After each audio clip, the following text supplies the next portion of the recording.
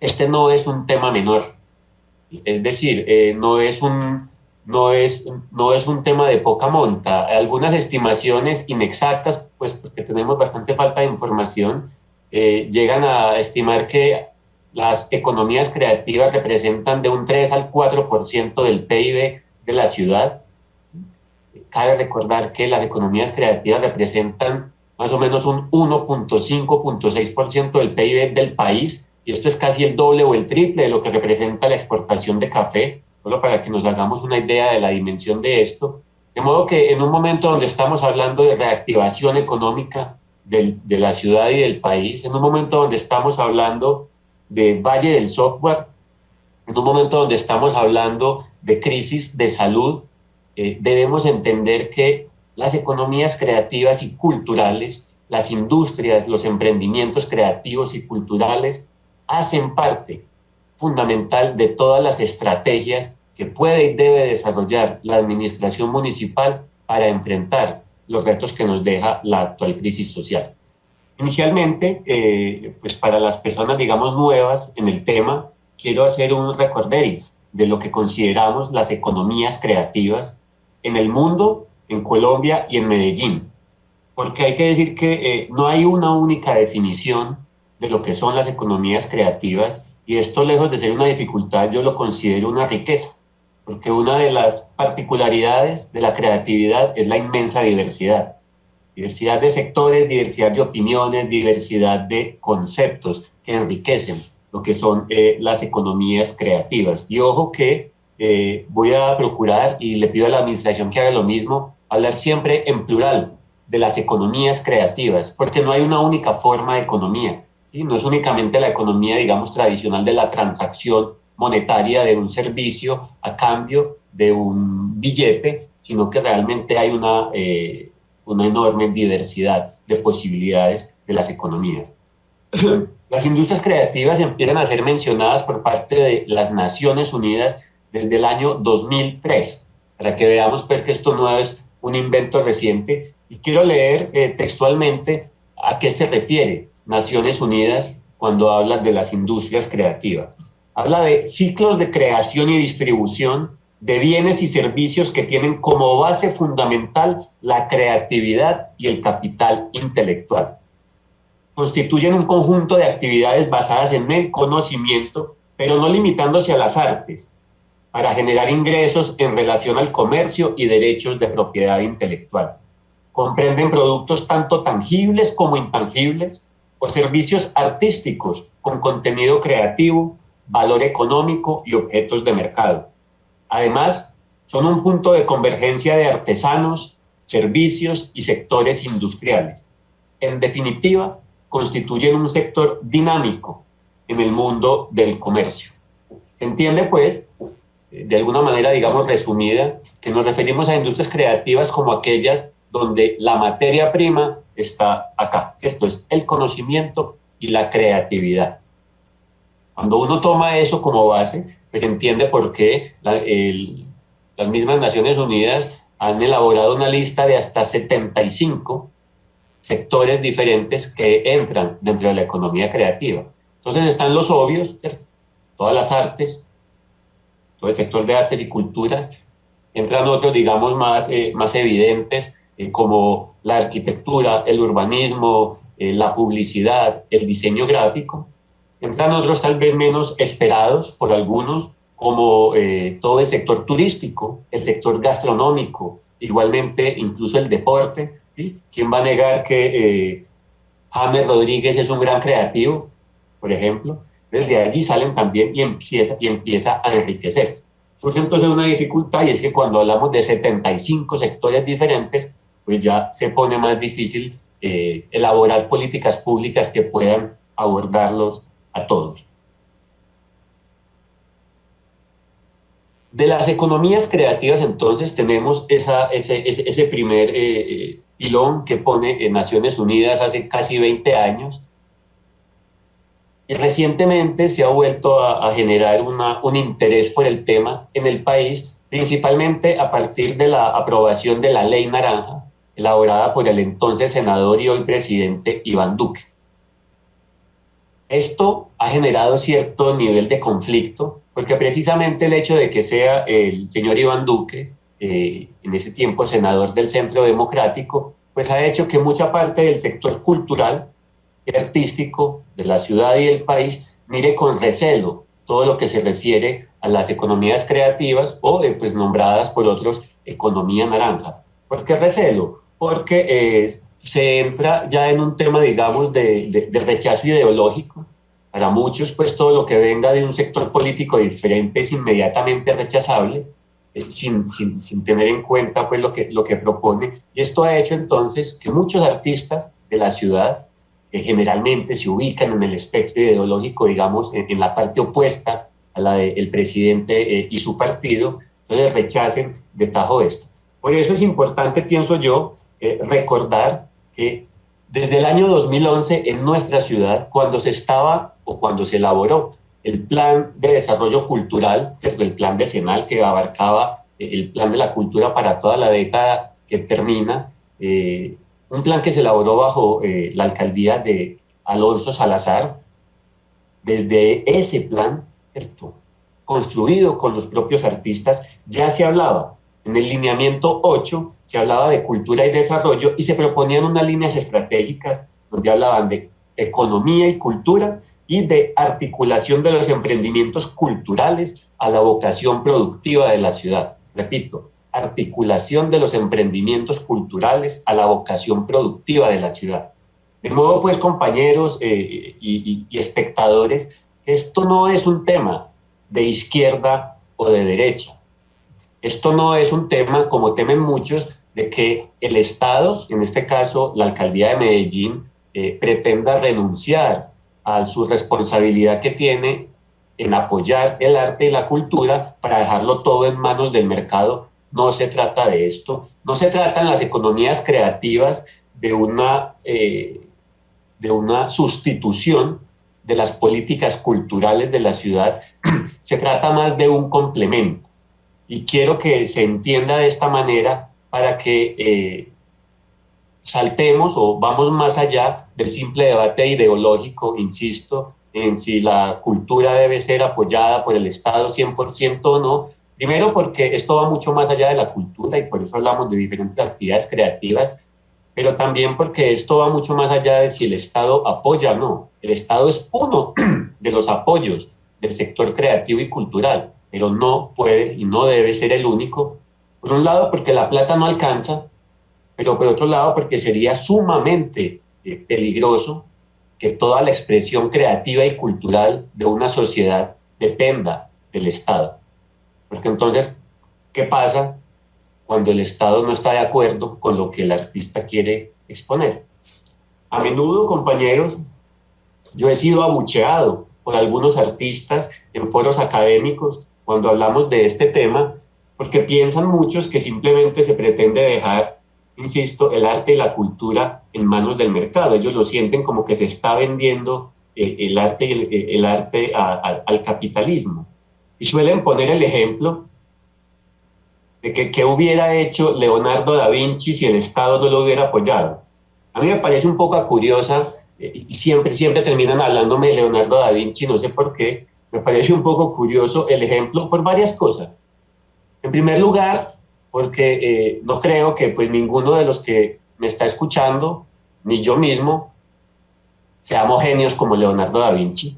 Uno no hace política pública para genios particulares, uno hace política pública para la inmensa mayoría de personas normales que somos nosotros. Segundo, pues porque es difícil hablar de Estado hace 600 años, donde el Estado era el monarca y ya. Tercero, porque Leonardo da Vinci estaba financiado permanentemente, era por la nobleza. Pues pregúntese usted si Leonardo da Vinci hubiera podido pintar o escribir en contra de los monarcas. Obvio que no, ¿sí? Él era genial, pero él no era, digamos, el rebelde político, que es lo que esperamos muchas veces hoy en día de los artistas. De modo pues que, y termino con este tema, no se trata, compañeros, de un debate ideológico de si el Estado aparece o no en el apoyo del arte y la cultura. Claro que sí, pero necesitamos ir más allá, y por eso mencionaba que desde el Plan de Desarrollo Cultural hecho en 2011 ya se estaba hablando de la dimensión económica de las industrias creativas. ¿Qué hemos avanzado? Posteriormente aparece la Ley Naranja, y en 2016, eso fue incluso antes de la aprobación de la Ley Naranja, en esa época solamente había un borrador, pues logramos que en el Plan de Desarrollo Medellín cuenta con voz de la administración pasada quedara inscrita por primera vez en la historia de Medellín las economías creativas. Entonces ya fue un primer pilón que pusimos ahí. Se creó el proyecto Medellín Creativa dentro del Plan de Desarrollo. Posteriormente, en 2017, cuando se elaboró la política pública de desarrollo económico de la ciudad, quedó también por primera vez en la historia de nuestra ciudad, quedaron las industrias creativas como un área de oportunidad. Y esto no es una cosa menor, porque en esa política pública de desarrollo económico aprobada por todos los concejales y que tiene una visión de por lo menos una década, pues obviamente se hablaba de los sectores tradicionales, los pilares tradicionales de la economía de nuestra ciudad, la construcción, la energía, el sector de la salud, el sector de la moda, ¿sí? Pero por primera vez entran las industrias creativas como un nuevo pilar. Y ojo, no es que hayan metido 15 nuevos pilares, no, entró un solo nuevo pilar de la economía de nuestra ciudad, son las industrias creativas. Esto es un reconocimiento a la labor que han cumplido y que cumplen las industrias creativas, no solo en el desarrollo económico de la ciudad, sino en el desarrollo social, en la renovación de la imagen de Medellín ante el mundo. Porque ¿qué nos muestran y qué mostramos generalmente cuando vendemos a Medellín ante el mundo? Fíjense y verán, mostramos parques, bibliotecas, eso es economía creativa, arquitectura y urbanismo. Mostramos el Parque de las Esculturas de Botero, obviamente es eso. Mostramos el Museo de Antioquia, mostramos los grafitis de la Comuna 13, mostramos a los músicos y a los bailarines de la ciudad, ¿sí? Ya por fin uno escribe Medellín en Google y en lugar de aparecerle primero Pablo Escobar, le aparece Juanes, otro representante de las industrias creativas. De modo que no fue por un capricho, no fue porque le estuvieran haciendo un favor al concejal Carvalho que se incluyeron las industrias creativas en la política pública de desarrollo económico de la ciudad. No, es porque realmente ha habido un proceso importantísimo de crecimiento, de reconocimiento y de transformación económica, territorial y social fundamentada en diferentes actividades creativas. En esa política pública de desarrollo económico, y quiero leer textualmente qué es lo que queda dicho, dice: en el grupo de las industrias creativas se ubican las actividades culturales y creativas, entre las que se incluyen de manera enunciativa, y voy a hacer la lista para que entiendan todo lo que esto abarca, los sectores editoriales, audiovisuales, fonográficos, de artes visuales, de artes escénicas, de espectáculos, turismo, actividades feriales y exposiciones, patrimonio cultural, material e inmaterial, de educación artística y cultural, de diseño, publicidad, contenidos multimedia, software de contenidos y servicios audiovisuales interactivos, moda, agencias de noticias y servicios de información, educación creativa y deporte, entre otros. Como ven, pues, la política pública entiende el panorama amplio de las industrias creativas y ese fue como el primer gran logro que tuvo este tema en nuestra ciudad.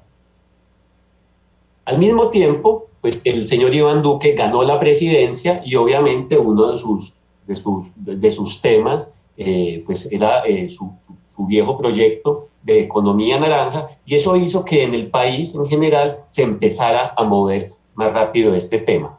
Aprovechando la coyuntura, entonces, en el año 2019, en este mismo Consejo de Medellín, aprobamos el acuerdo Medellín Creativa. Pues, por favor, señores de la administración, tomen nota, el proyecto 119 de 2019 es el acuerdo Medellín Creativa, que es el que pretende ya aterrizar a partir de esa gran sombrilla que era la política pública de desarrollo económico, pretende entonces ya dar línea de cómo debe trabajarse en la ciudad el tema de las industrias creativas. Cabe recordar pues que fue aprobado de manera unánime por los 21 concejales de esa época y que es por lo tanto de obligatorio cumplimiento por parte de la alcaldía. En este acuerdo Medellín Creativa quedan 7 grandes áreas de trabajo. No voy a entrar en mucho detalle, pero sí los voy a enunciar. La primera, cultura e identidades. La segunda, información y conocimiento. Tercera, formación del sector cultural y creativo. Cuarta, asociatividad y trabajo en red. Quinta, desarrollo y sostenibilidad. Sexta, acceso a mercados y financiación. Y séptima, como en toda buena política pública, seguimiento y evaluación. Teníamos entonces que ya nos quedó el proyecto en el plan de desarrollo pasado, la política pública, un acuerdo, y entonces en acciones puntuales, ¿en qué se avanzó? ¿Sí? Primero, se elaboró, gracias, pues a través de la Secretaría de Desarrollo Económico con la Oficina de Resiliencia de Medellín, un plan intersectorial de economías creativas que invito a las diferentes secretarías a leer, debe estar en las oficinas de desarrollo económico, porque partió de como un estado del arte, ¿cierto? Y numerosas entrevistas con personas diferentes del sector para que se entienda entonces cómo en qué estamos y hacia dónde vamos todos. Segundo, en la reforma al Estatuto Tributario de Medellín, no recuerdo si fue en 2017 o 2018, se aprobaron una serie de incentivos fiscales para diferentes actividades creativas, entre otras la producción musical y la producción audiovisual. Entonces ya estamos fomentando a través de incentivos fiscales las actividades en este par de sectores. Igualmente inscribimos en el plan de desarrollo de la alcaldía pasada, aunque no se desarrolló mucho, la idea del índice de contribución de la cultura al desarrollo.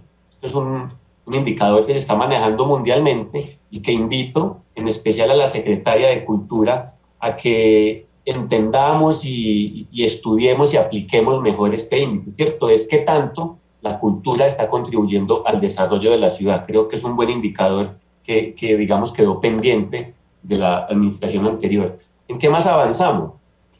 Teniendo en cuenta, y esto es muy importante también, que no ha sido simplemente una voluntad de este concejal o de la alcaldía pasada, sino que es un tema de ciudad, aparecen actores privados de suma importancia, como Confama, que empiezan también a interesarse por lo que en el caso de ellos llaman emprendimientos creativos y culturales. Entonces, se forma una alianza entre Ruta N y Confama y se crea el programa El Power, que es una plataforma de emprendimientos creativos que asiste, asesora, acompaña y forma a los creativos de la ciudad en esto.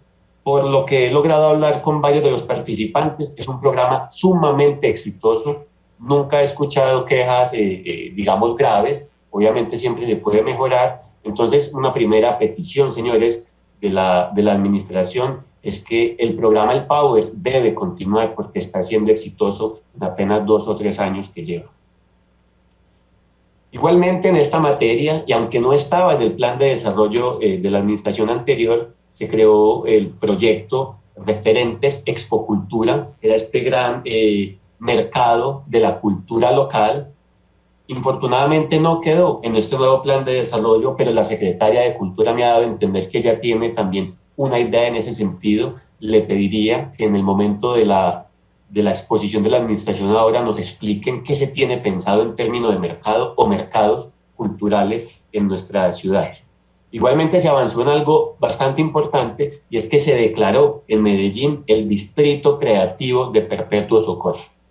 Perpetuo Socorro es un barrio que está en el corazón de Medellín, pero que la mayoría de la gente desconoce, ¿sí? Es el que queda entre la 33 y la 30, entre la Avenida del Poblado y Bolívar, más o menos. El barrio Perpetuo Socorro es un barrio donde empiezan entonces a incentivarse la aparición, la instalación de industrias o empresas o personas pues, naturales con vocación creativa.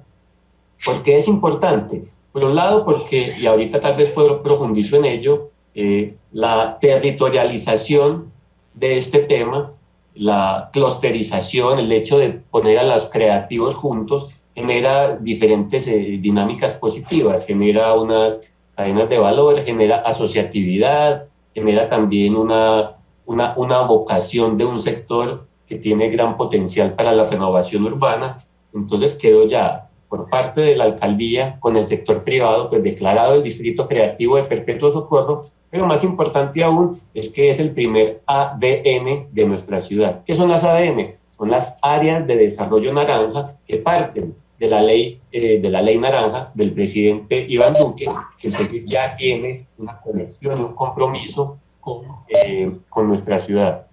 Continúo. Vemos entonces cuáles fueron los avances de la alcaldía pasada. Todos ellos creo que aún están, ¿cierto? Ninguno de ellos ha sido culminado. Entonces, la primera petición es que le demos continuidad a lo que ya hemos avanzado, ¿sí? Por favor, no perdamos por algún tipo de lucha ideológica el contacto necesario con el gobierno nacional para seguir avanzando en este tema. Démosle, ¿cierto?, la importancia que tiene, insisto, más allá de la lucha ideológica. Ahora entro en otro tema. ¿Qué quedó o qué nos puede dar la Medellín Futuro, ¿cierto?, el plan de desarrollo Medellín Futuro de la actual administración en este tema? Primero quiero leer algunas frases importantes que muestran que nuestra idea de economías creativas son perfectamente coherentes con la voluntad y con la visión de ciudad que tiene la actual administración.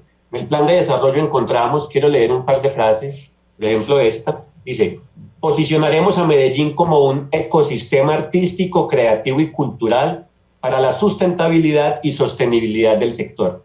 Promoveremos una ciudad creativa, donde la empresa privada, las organizaciones culturales, la ciudadanía y el Estado aporten por el desarrollo sostenible y sustentable del sector creativo. Generaremos circuitos educativos en toda la ciudad, buscando generar conexiones entre los procesos creativos, culturales y el sector educativo público y privado, profundizando en la educación artística, la circulación cultural, en escenarios educativos públicos y privados para la apreciación artística y cultural. Visibilizaremos y potenciaremos los contenidos creativos del sector independiente, fundamentales para la innovación cultural de la ciudad. Aportaremos recursos a iniciativas en sus diferentes momentos del ecosistema de emprendimiento cultural con inversiones reales que potencien sus procesos y productos. Todo esto no lo está diciendo Carvalho, esto está inscrito en el plan de desarrollo que se aprobó por parte de este consejo, de modo pues que uno infiere de aquí que la administración municipal actual está comprometida con este tema y el tema es perfectamente, como decía ahora, coherente con la visión que están dando ellos en el plan de desarrollo. A partir de la discusión interesantísima que dimos en los meses pasados sobre el plan de desarrollo, pues logramos que quedara inscrito en el programa Economía Creativa, que tiene una serie de indicadores bastante interesantes, cuyas responsabilidades se comparten básicamente las Secretarías de Desarrollo Económico y de Cultura Ciudadana. No voy a entrar en el detalle, pero sí es interesante mencionar algunos, como que hay un indicador referente a emprendimientos de la industria creativa, se va a crear un laboratorio de innovación audiovisual, se va a diseñar, aquí está lo que quería preguntarle ahora a la secretaria, ferias o mercados artesanales, estrategia de reinvención y reactivación de la economía creativa de Medellín. Todos estos son indicadores que quedaron en el plan de desarrollo dentro del programa Medellín Creativa. Pero ojo que no es solo lo que quedó en ese programa, también cuando uno ve otros aspectos del plan de desarrollo, ve por ejemplo, jornada complementaria creativa. Hemos hablado mucho, cuando se habla de educación, de la jornada complementaria, pues la propuesta que queda en el plan de desarrollo es la jornada complementaria creativa, en alianza con museos, teatros y otras organizaciones culturales. Me parece fantástico. La idea no es que los niños se queden en el colegio 5 horas más, viendo más matemáticas y más sociales y más ciencias naturales, que son muy importantes, sino que también puedan desarrollar estos otros talentos, estos otros conocimientos de la economía creativa, o más bien de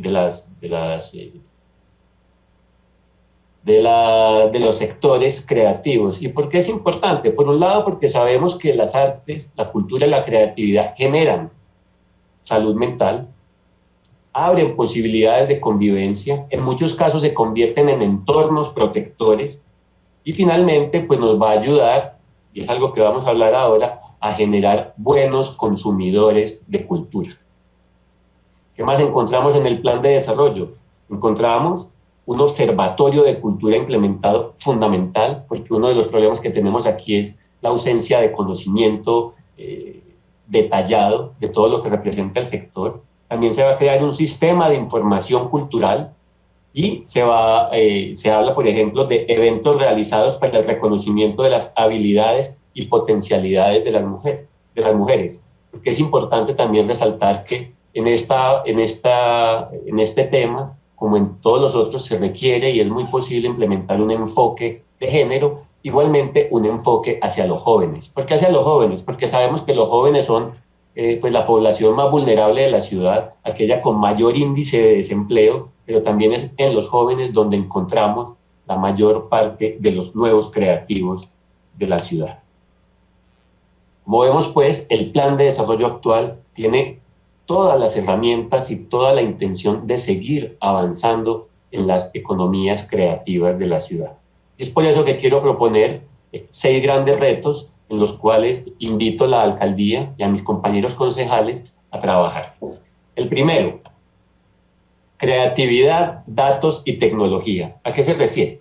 El acceso a la información y la generación de conocimiento pues son un requisito para el crecimiento del sector creativo y la correcta atención de sus necesidades.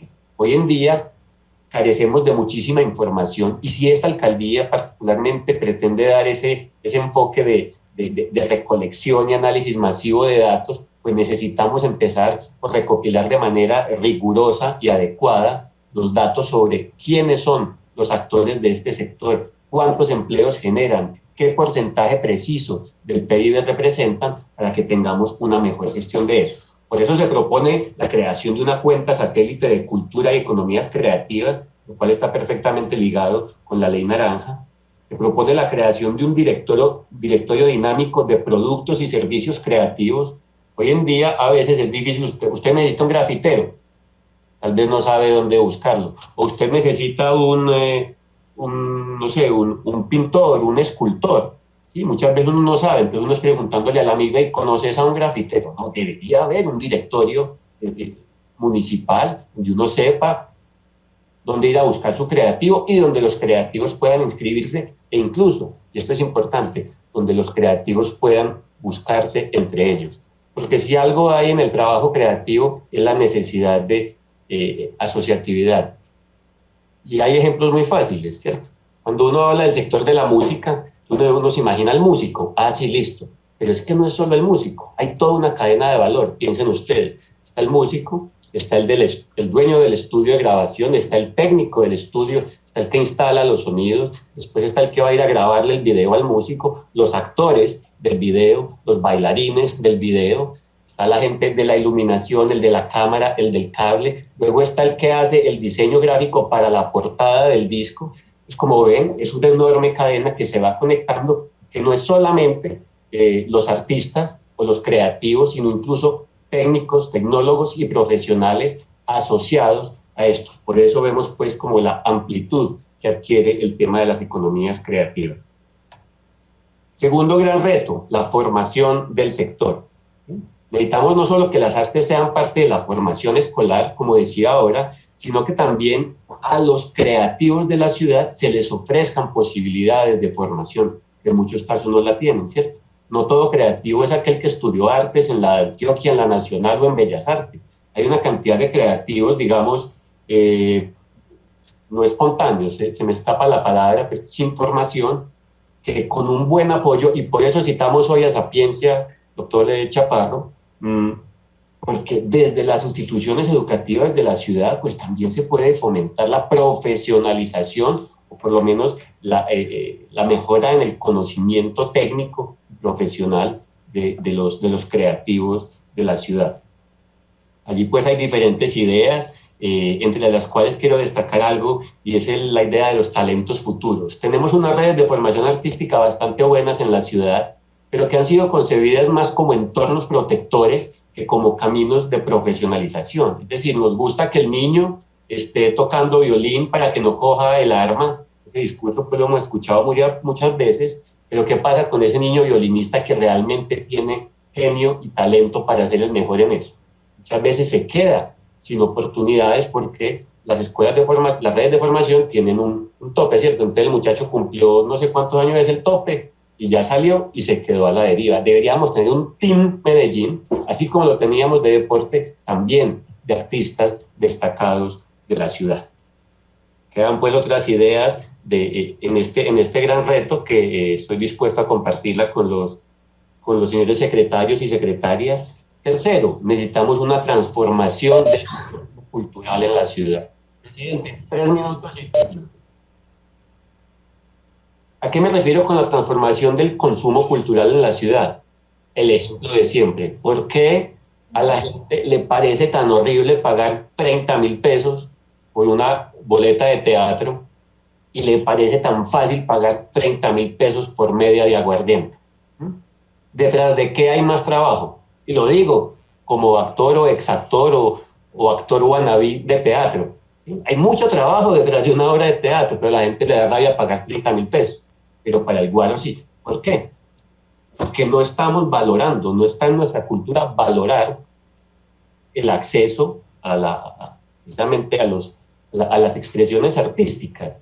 Entonces allí se requiere, y yo creo que la Secretaría de Cultura está de acuerdo con esto, se requiere una revisión de la formación de públicos y la gestión de audiencias en la ciudad. No basta con regalarle entradas a teatro y a museos a todo el mundo. Necesitamos saber si con eso realmente ese niño o ese joven que hoy se les regaló la boleta, dentro de 5 o 10 años va a estar dispuesto a pagar la boleta cuando ya tenga capacidad adquisitiva. No basta con seguir regalando boletas a todo el mundo, que eso es lo necesario de acceso democrático al arte y la cultura, pero también necesitamos que haya una sostenibilidad más adelante. Cuarto gran reto, la sostenibilidad y desarrollo del sector. Nos referimos a la sostenibilidad económica, ¿sí? Por un lado, los artistas culturales y creativos pues no pueden seguir toda la vida dependiendo únicamente de ganarse la convocatoria de la alcaldía. Estas convocatorias son importantes, pero muchas veces lo que genera es un canibalismo, ¿cierto? Y son todos compitiendo por la beca de la alcaldía y el que no gana, ¿qué? Entonces se requiere que también, por un lado, los artistas y creativos aprendan a pensar en modo economía de mercado, pero también, y esto es muy importante, requerimos que la empresa privada de la ciudad entienda que al apoyar el arte y la cultura está generando un impacto social importante. Entonces es de lado y lado. No es simplemente pedirle a los artistas, vea, aprenda a pensar en plata y aprenda a vender su producto. No, también enseñarle y recordarle a las grandes, sobre todo a las grandes empresas privadas de la ciudad, que invertir en arte y cultura es parte de su responsabilidad social empresarial. Quinto gran reto, creemos que la creatividad de nuestra ciudad, las industrias creativas, o si quieren llamarla la economía naranja de nuestra ciudad, necesita un segundo apellido. Y ese segundo apellido es el impacto social. Hay muchísimos ejemplos en nuestra ciudad y en otras partes de cómo a partir de esos mismos emprendimientos creativos no solo se está generando desarrollo económico, sino desarrollo social. Y por eso es importante, señora secretaria, pensar cómo conectamos aquellas actividades creativas y culturales que generan recursos, diga usted, no sé, el concierto de Madonna, ¿sí? ¿Cómo hacemos que de ahí también surjan actividades o recursos o acciones que vayan a alimentar, por ejemplo, la cultura viva comunitaria, que vayan a alimentar aquellas expresiones artísticas y culturales que nunca van a ser rentables económicamente, pero que tienen un impacto social gigantesco en los barrios? No olvidemos que muchos de los artistas y creativos en los barrios fueron los que le pusieron el pecho durante décadas a la violencia. No olvidemos que muchos de ellos incluso fueron asesinados por resistirse a la violencia. Entonces hay que saber lograr esa conexión entre aquellas actividades que dan plata y aquellas que tal vez no dan plata, pero que generan alta rentabilidad social. Y necesitamos incentivar a que los empresarios le apuesten de manera más decidida a la cultura. El sexto y último punto, o gran reto, hablo de él como urbanismo para la creatividad. Hablábamos ahora del Distrito Perpetuo Socorro, excelente, pero hay otros barrios en la ciudad que tienen una vocación creativa y que podrían inscribirse dentro de esto que el gobierno nacional llama las ADN, y son, por ejemplo, voy a mencionar algunos: el Distrito Cultural de San Ignacio, que se está planeando alrededor del Paraninfo de la Universidad de Antioquia. Podemos hablar de un barrio creativo alrededor del Museo de Antioquia. Podemos hablar de un barrio creativo en Prado Centro, que ha tenido esa vocación. Podemos hablar de esto en Moravia, en la Comuna 13. Y para esto, compañeros, yo creo que debemos también apoyarnos mucho en los trabajos que están haciendo las facultades de arquitectura de la ciudad. Ha sido notoria la participación de los arquitectos de la Bolivariana en todo lo que ha sido el Perpetuo Socorro, ¿sí? Cada semestre ponen a los estudiantes a trabajar alrededor de eso. Ha sido notoria, por ejemplo, la participación de los estudiantes de arquitectura del Colegio Mayor alrededor de lo que podría ser el aeropuerto La Llorera convertido en parque. Tiene que ver con economía creativa, pero es para ver cómo podemos vincular, ¿sí?, a los estudiantes y académicos de la ciudad al desarrollo de estos temas. Voy a dejar hasta ahí, señor presidente, señores secretarios. Solo una recomendación. Esto requiere una articulación interinstitucional o intrainstitucional. Esto no es únicamente responsabilidad del secretario de Desarrollo Económico o de la Secretaría de Cultura. Por eso invitamos a Juventud, a Sapiencia, a Educación, a Mujeres, entre otras. Y lo más básico que hay, y quedó en el acuerdo, es que tiene que instalarse el Comité Medellín Creativa. Esta mesa, digamos, mensual, donde ustedes se sienten, ojalá secretarios o por lo menos subsecretarios, que no manden al practicante del apoyo de la señora de la cafetería, sino que sea gente con capacidad de decisión y mes a mes estén dándole un norte y un nivel, ¿cierto?, una alta valoración a este tema. En el caso de Bogotá, por ejemplo, fue el mismo presidente de la República el que fue e instaló el comité. Yo le pido al señor alcalde que sea él quien pronto instale el Comité de Medellín Creativa en la ciudad para que realmente empecemos con todas las herramientas que tenemos, con todo el apoyo que hay del sector cultural, del sector creativo y del sector privado, comencemos a hacer una realidad todo esto que quedó tan bellamente expresado en el plan de desarrollo. Eso es todo, señor presidente. Muchas gracias.